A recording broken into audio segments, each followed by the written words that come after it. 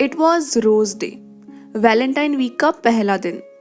पहले ये सब सुनकर बहुत एक्साइटमेंट होता था, पर बढ़ती उम्र के साथ इस वीक को सेलिब्रेट करने के लिए एक शर्म पैदा हो गई, क्योंकि सब कहते हैं कि ये वैलेंटाइन बच्चों के काम होते हैं। तो मैं भी इसी भीड़ का, इसी ओपिनियन का हिस्सा बन गई।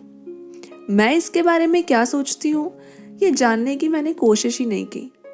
सो this rose day we decided to meet. We बोले तो मी एंड समझ जाओ।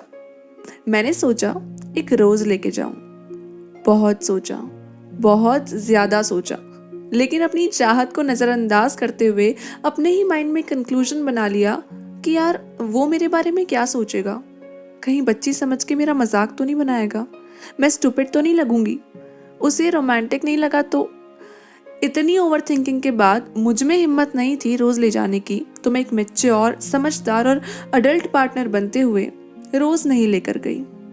मैं हमारे यूजुअल मीटिंग स्पॉट पर पहुंची and he was not there. मुझे लगा ट्रैफिक की वजह से लेट हो गया होगा और मैं ऑलरेडी लेट थी, तो मैंने थोड़ा वेट किया और जनाब 10 मिनट बाद पहुंचे। एक्टिवा से उतरते ही उन्होंने मेरे हाथ में रोज थमाया और बोला happy rose day, and I couldn't process that. मुझे खुद के लिए बुरा लगा, बिकॉज रोज ले जाने की इच्छा मेरी भी थी, लेकिन मुझ में हिम्मत नहीं थी, सिर्फ इसलिए क्योंकि लोग कहते हैं कि ये दिन बच्चों के लिए होते हैं। फिर मुझे याद आया कि मैंने इंस्टाग्राम पे एक पोस्ट देखी थी which said don't find reasons to be unhappy, और इसका मतलब मुझे उस दिन समझ आया।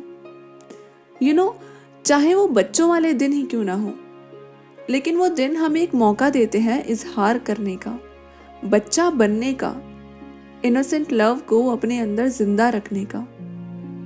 वो भी बहुत कुछ सोच सकता था, अपने आप को रोक सकता था, but he chose not to.